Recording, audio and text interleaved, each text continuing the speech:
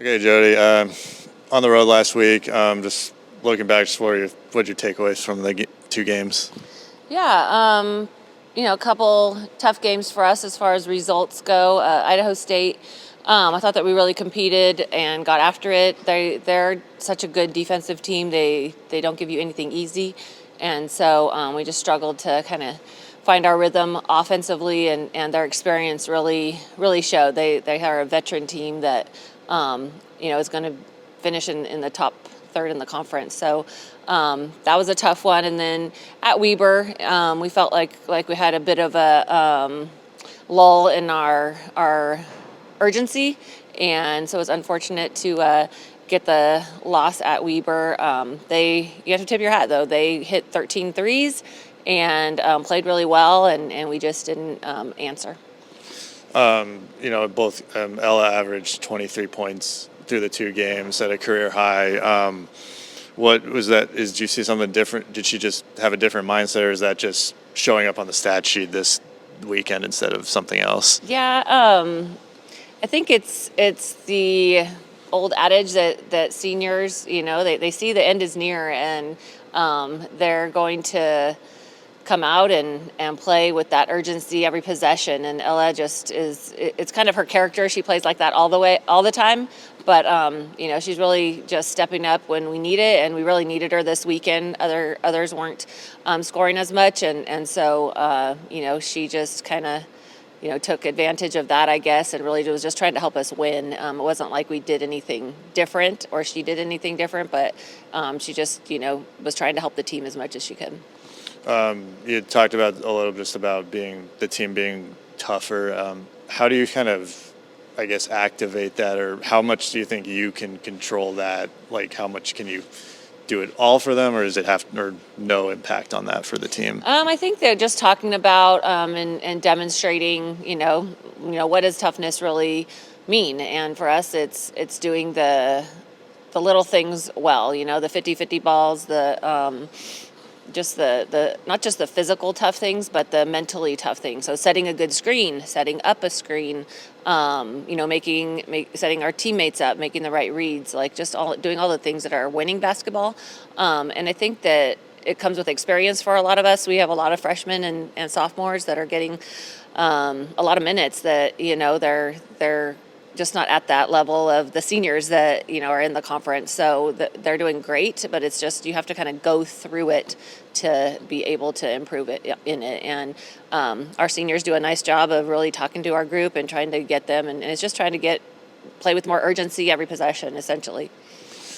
Second time against Sacramento State tomorrow. What are you expecting from seeing from them on the home court? Yeah, they're a really good team. They're long and athletic. They put a lot of pressure on you defensively. So they'll try to press full court. They'll jump passing lanes. Like I said, they're long, really quick guard play, along with a lot of solid posts. They rotate a bunch of different posts in. So there isn't one that has astronomical stats, but if you combine them, they're tough, really tough groups, but there's just a lot of them. So, we lost them there. It's a huge game for us to try to even the series. It's going to be Kids Day, 2,500 kids. Courtney and Katie talked about just, like playing in that audience and it being loud. What's kind of just it mean to you and the team?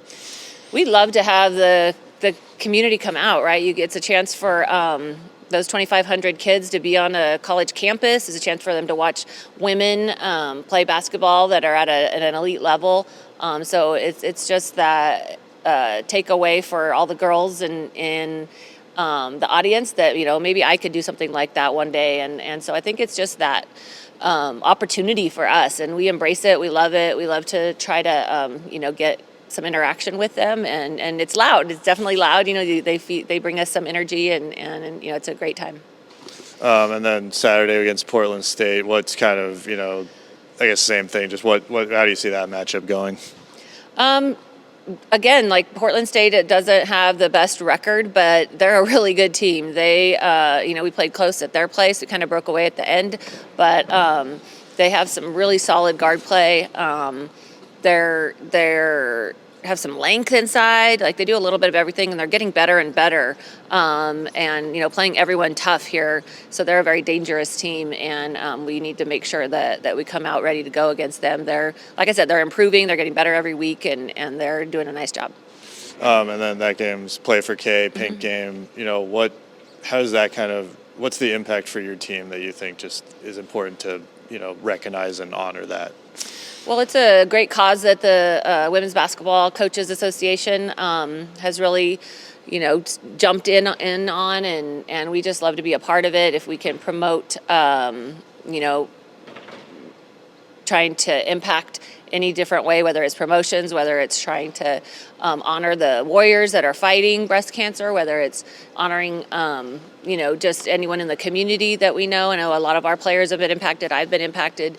I don't know, there's probably not very many people that haven't. So we just try to, bring awareness, bring recognition, and hopefully we can help out in some way. You're one of 14 teams in the NCAA that's had the same starting lineup in every game. How does that impact your scout, your game plan? You kind of already know, you have that first okay, we're starting these five. How does that kind of impact that? Yeah, we take a look at it every week and see if there would be a opportunity to mix it up or matchups and whatnot, and we've decided to stick with this group, and for us it doesn't impact a lot. It's kind of like you take a look at what the other team has and how we can match up with them. We'll play, Bella a little more, get in different situations, or she'll come in quicker if they have a really big post, or we're struggling inside. So that's probably one of the biggest things. And then Emily and Bree come in, Maddie comes in. They usually our rotations are pretty set at this time. Sac State's, I think they're 5-8 too in the conference. Is that, I know, one game at a time, do you think there's added motivation? This is they're right there with us. This is kind of a big game. For sure. We talk about the rankings and how important it is to beat the teams that are right around you, that are, try to grab the ones that are above you, try to keep the ones that are below you underneath. And then especially SAC, they beat us the first time. So you don't want to be tied with a team that has swept you. So it's a big game for us as far as those seedings go. Okay. On the team, who is always on time and who is always late? Nobody's late because they know that it's not accepted. So we never have anybody that's late.